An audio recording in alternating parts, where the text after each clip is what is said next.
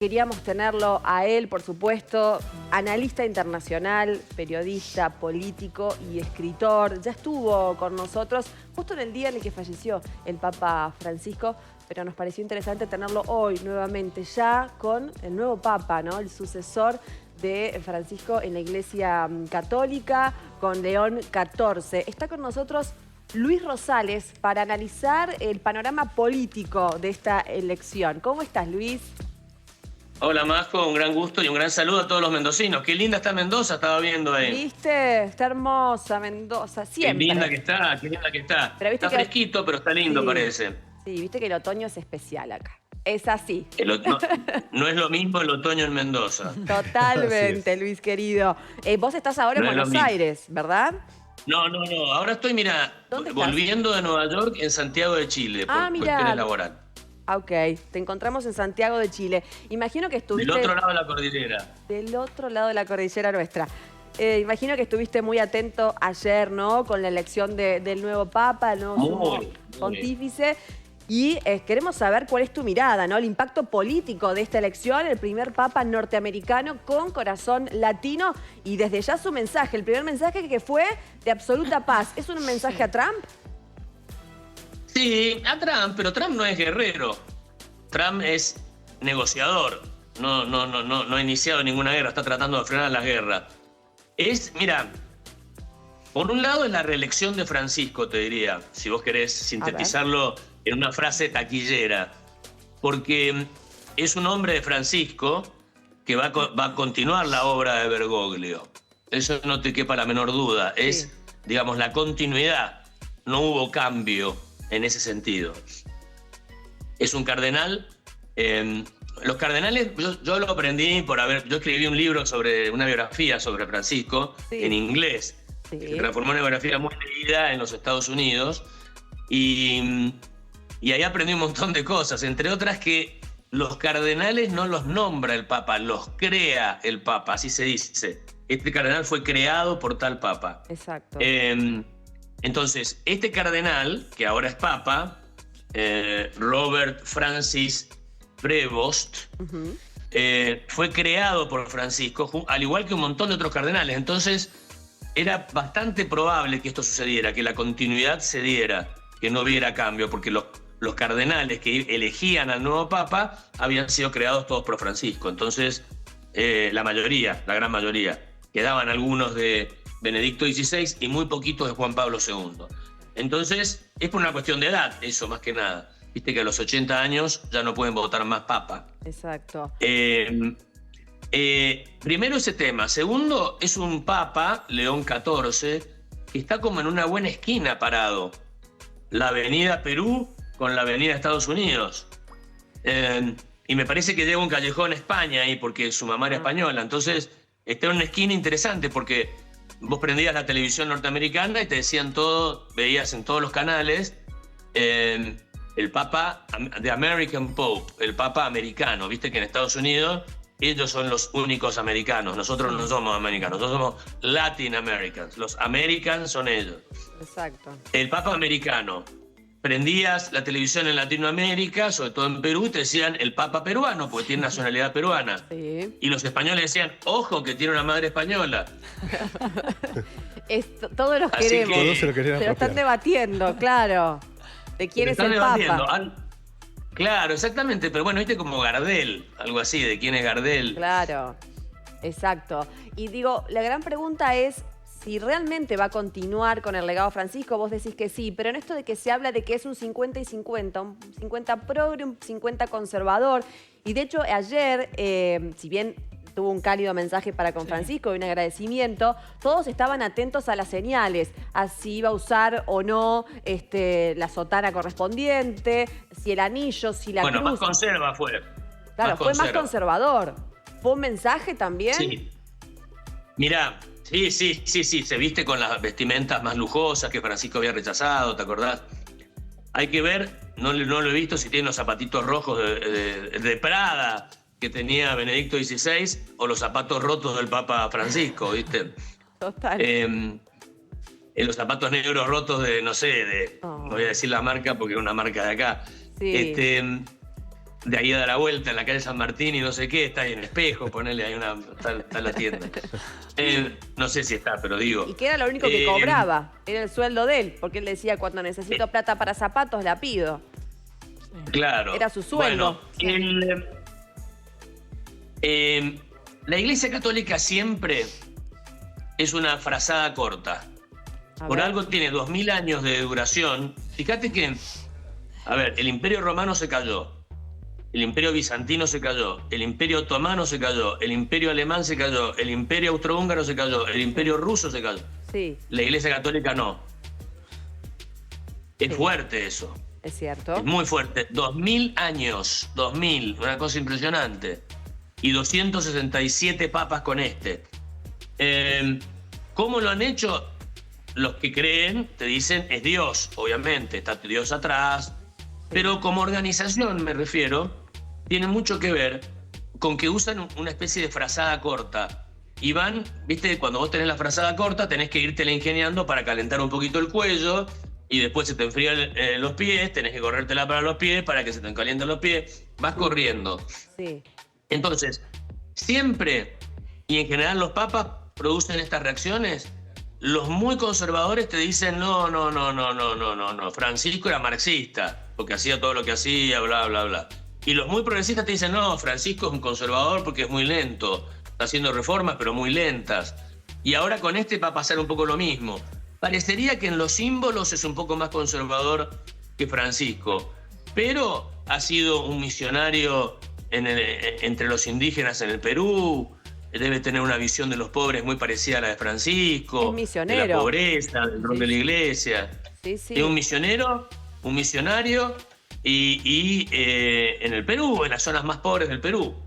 Exacto. El tema es que también qué va a hacer él con temas duros, ¿no? Con temas que realmente creo que la gente pide meterse, ¿no? El tema de los abusos en la iglesia, el tema de la homosexualidad, la comunidad LGBT, que él dijo, bueno, es un estilo de vida, dijo siendo cardenal, ¿no? El rol de la mujer en la iglesia. El rol de la mujer en la iglesia, la educación sexual en las escuelas. Él se opuso en su momento diciendo, crean otros géneros que no existen. Digo, ¿qué mensaje? Una cosa es siendo cardenal, otra cosa es siendo ya el papa de la Iglesia Católica, ¿no? Y digo, porque surgen contradicciones respecto a los mensajes de Francisco. Una iglesia para todos, sí, ¿no? Ser homosexual no es pecado. ¿Quién soy yo para juzgar? ¿Quién soy yo para juzgar? Decía el Papa Francisco. Claro. Cuando le preguntaron de la homosexualidad. Ahora, te vuelvo a insistir con la misma idea, ¿no? Sí. Hay que irlo midiendo en ese sentido.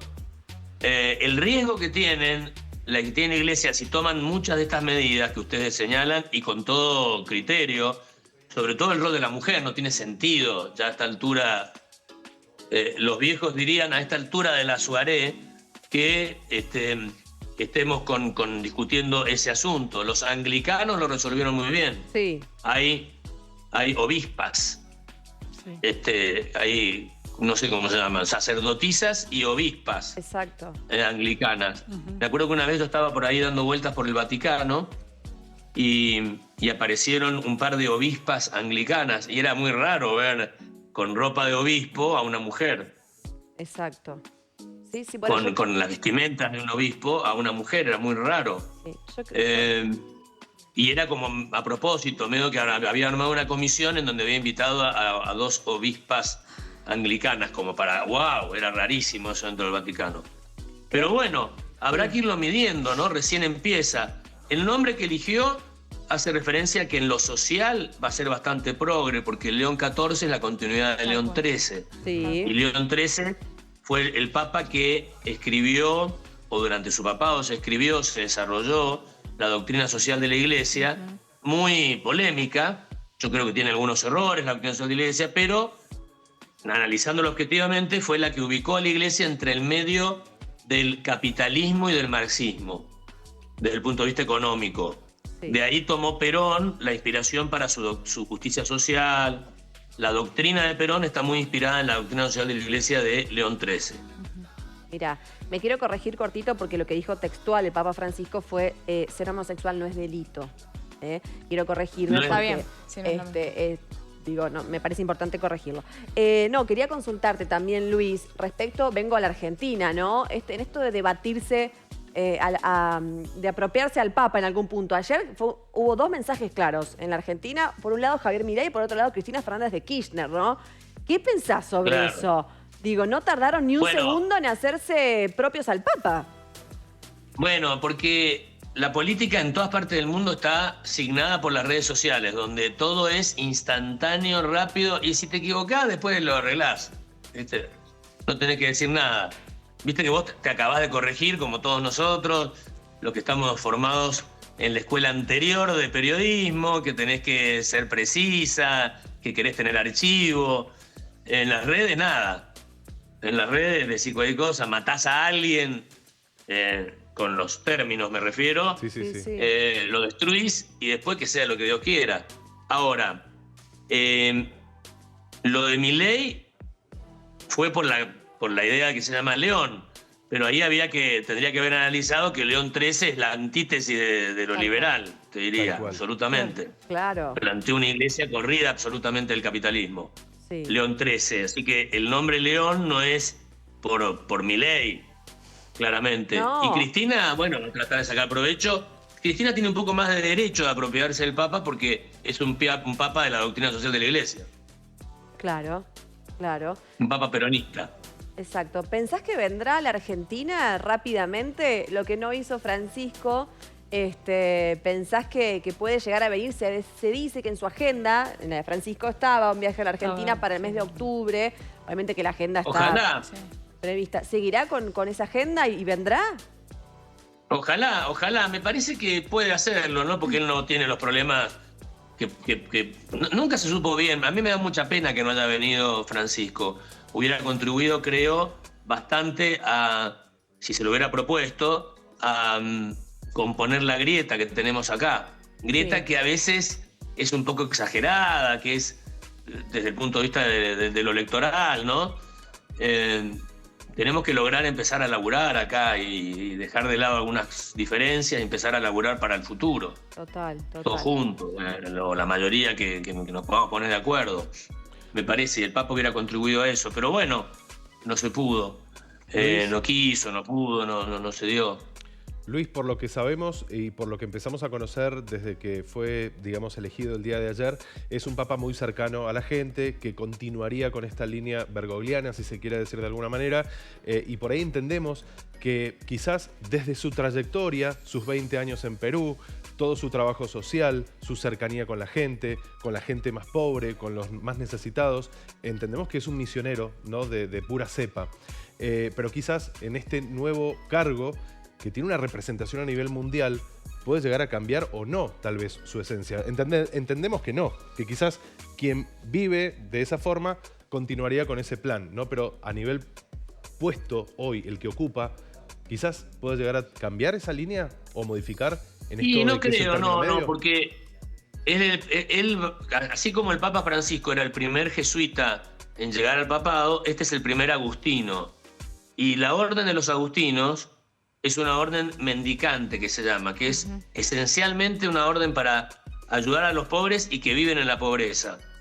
Sí. Ellos mismos viven la pobreza, viven de la solidaridad a los que ayudan. Entonces, casi no tiene un presupuesto de otra índole. Entonces, me parece que está muy acostumbrado este Papa. Ahora este Papa juega al tenis, anda a caballo, ¿viste la cantidad de fotos que han aparecido? Juega de fanático del tenis, canta. Sí, bueno, es muy norteamericano eso, ¿viste? Jugar al tenis, eso. Es muy joven para ser Papa, lo que preanuncia de tener buena salud, que parece que la tiene, un papado largo. Cuando el Colegio de Cardenales elige un Papa joven como Juan Pablo II, prepárate. Juan Pablo II tenía 58 años cuando lo eligieron. Y duró 27. Sí, y duró 27. Sí, tiene 69. Exacto. Bueno, han pasado un montón de años, 69 de ahora son como 50 y pico de antes. Sí. ¿Qué pensás que va a suceder con los Estados Unidos? Digo, llamó la atención que no hablara en inglés en su primer discurso. Sí lo hizo en la primera misa, que fue hoy por la mañana en Roma. Digo, ¿qué va a pasar con Trump? Un Trump que se mostró sorprendido, que dijo que quiere ir obviamente a estar con él. ¿qué va a pasar con este corazón latino que tiene el Papa? Entendiendo que hay muchos latinos en los Estados Unidos, algunos que no la pasan bien, sabemos todo lo que pasa con los inmigrantes, la postura de Trump y demás. ¿Qué pensás, digo, esto de armar puentes, hacer puentes y no construir muros, que fue un poco el mensaje de ayer del Papa? Dos cosas tengo que decirte al respecto. Viste que yo trabajé en la campaña de Trump, bastante. Le fue muy bien con los latinos a Trump. Ganó el voto latino. Sí. Trump tiene problema con los inmigrantes ilegales. Sí. Con los legales no. Ahora, claramente la Iglesia va a estar a favor de no expulsar a nadie, ni maltratar a nadie, ni... Entonces, se me ocurre que lo que va a pasar es que Trump va a tratar de capitalizar. Si viste la película de El Aprendiz, están los consejos del abogado Roy Cohn a Trump joven. Sí. Y hay 3 premisas que le da. Sí. 3 premisas. Niega todo, siempre proclama la victoria, nunca reconozca la derrota. Es la película de Trump, que estuvo en cartelera no hace tanto tiempo. Está en plataformas. No hace tanto tiempo, pero mirala y vas a ver ahí, y actúa así siempre Trump. Entonces, el Papa es norteamericano, ganamos, victory, gané. Pero que no tiene nada que ver con vos, pero es norteamericano, gané. Ese es Trump. Ese es Trump. Él gana a todo, siempre gana a todo. Sí. Pero es un criterio que casi una estrategia que tiene, te diría. Entonces, él lo va a ir a visitar rápido y va a tratar de capitalizar. Y se va a tener que fumar que el Papa le diga, mire, Trump, a nosotros no nos gusta esto que está pasando con esto. Y él le va a decir, no, pero fíjese que lo estoy haciendo de tal forma. Seguramente va a mandar por ahí. Pero eso va a implicar un diálogo que es bueno. Es un diálogo que es bueno porque una de esas, para hablar con el Papa, para poder decir que ganó y no estar enfrentado con el Papa, Trump va a tener que moderar alguna medida y entonces se logra un resultado. Total. También es un Papa en una era tecnológica, ¿no? En una revolución tecnológica, ¿no? Que en un mundo muy diferente a años anteriores. Y también tiene que enfrentarse a esto, ¿no? A un mundo cambiante, a un mundo muy rápido, a un mundo de redes sociales, de tecnologías, de inteligencia artificial. ¿Cómo lo viven a eso ellos? Bueno, es el primer papa de la inteligencia artificial. Claro, por eso. Bergoglio fue el primer papa de las redes sociales. Sí. Exacto. Con Benedicto estaba prohibido Facebook en el Vaticano porque era diabólico, decía. Mirá. Bueno, Bergoglio se subió a las redes sociales. Sí. Ahora, Prevost, para decirle por los apellidos, Ratzinger, Bergoglio, Prevost, o Benedicto, Francisco y León. Prevost va a ser el primer papa de las redes sociales. ¿Qué pasaría, no? Si, viste que está difícil de distinguir qué escribe una red social o qué escribe una persona. Total. Es muy difícil eso. Totalmente. Imagínate que la inteligencia artificial escriba un nuevo libro religioso. Porque finalmente todas las religiones se fundaron con un libro, que es la palabra de Dios. El judaísmo, la primera, el cristianismo, la segunda, de las religiones monoteístas, ¿no? Y el islam o los musulmanes, la tercera. Sí. En orden de aparición. Imagínate que aparezca un libro escrito por inteligencia artificial y la gente lo empieza a seguir. Sí. Y entonces, porque casi el planteo de un Dios que inspira un libro a través de un intermediario es la inteligencia artificial, puede ser. Exacto. Dios inspira a la inteligencia. Bueno, es complejo desde el punto de vista ético. ¿Qué hacer con la inteligencia artificial avanza? Sí. Y desplaza puestos de trabajo, claramente. ¿Cómo nos vamos a retribuir los humanos nuestra vida? ¿De qué vamos a vivir si todo lo van a hacer los robots? Va a haber que poner un impuesto a los robots y el gobierno nos va a tener que dar una renta a todos por consumir para que poder justificar que los robots trabajen y produzcan algo que lo vamos a consumir los humanos sin generar recursos porque no vamos a trabajar. Sí. Entonces hay que hacer unos cambios gigantescos. Y están por eso, ojo con el nombre León XIV, porque León XIII para mí exageradamente, pero sí lo que logró es avanzar mucho sobre los derechos de los trabajadores en la época del capitalismo furioso. Sí, sí. Bueno, León XIV tal vez lo que tenga como gran desafío es plantear, es viva la iglesia, porque mirá dónde se para. León XIV es cómo van a ser las relaciones laborales con la inteligencia artificial. Mira, qué buen análisis, Luis. Nos estás haciendo pensar, sin lugar a dudas, ¿no? En un muy debatible todo, ¿no? Te quiero consultar también, ¿cuál pensás que es el primer desafío que tiene el Papa? ¿Cuál mensaje? ¿Cuál es el primer desafío que tiene el Papa, según tu mirada?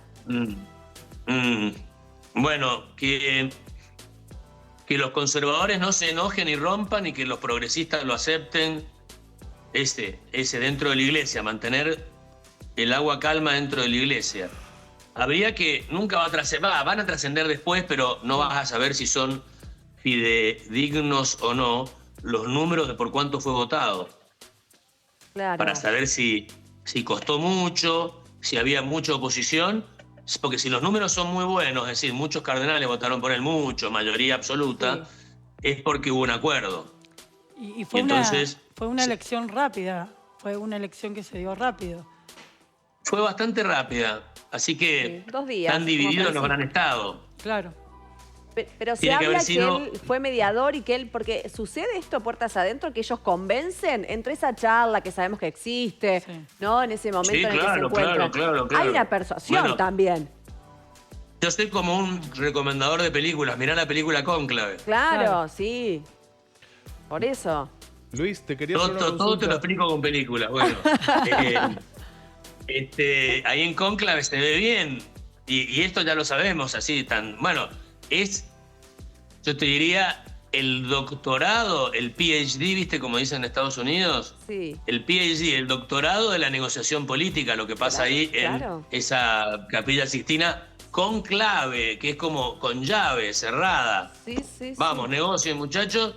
Y antes no le daban de comer, hasta que no, viste que son gorditos algunos cardenales. No le daban de comer hasta que no eligieran al Papa. Claro. Y ahora, perdón, te quiero seguir, porque mucho se habla de los números, se empieza a filtrar, más allá de que hay un hermetismo absoluto, ¿podemos llegar a conocer números reales de votación y demás? Sí, mira, de la elección de Francisco más o menos se supo unos meses después, una semana después, cómo fue que todo el tercer mundo más Estados Unidos o Norteamérica se complotaron contra Europa. Eso fue más o menos, ponele, algo así. En tercer mundo me refiero a Asia, África y América Latina, más Estados Unidos contra Europa. Algo así fue. Con Benedicto sabemos que Bergoglio fue el segundo más votado. Claro. Trascienden estas cosas, empiezan a contarse. Bueno, hay juramento de secreto, pero alguno lo violará y después se confesará, no sé, porque son cardenales, tienen que estar en gracia de Dios. O sea que nos enteraremos pronto. Luis, yo te quiero agradecer por este contacto, gracias por tu tiempo, te esperamos pronto en Mendoza. Un gusto es estar un poco con mi familia, con mis amigos mendocinos, que hace mucho que no los veo, y es estar con Mendoza, con esa imagen que ustedes empezaron mirando. Había un amigo mío de Buenos Aires que decía el Empire State mendocino, el edificio Gómez, ¿viste? Y se parece un poco. Vos mirás y decía, mirá, ahí está el Empire State mendocino. Total, y nuestra montaña que es tan bella. Ahí te la regalamos un poquito más, mirá, para cerrar la nota. Bueno, gracias por Empire State y todo. Total. Gracias por estar, un beso gigante. Agradecemos tu tiempo, Luis. Adiós. Un placer. Chau, hasta pronto. Un gusto. Chau. Chau, gracias. Luis Rosales con nosotros.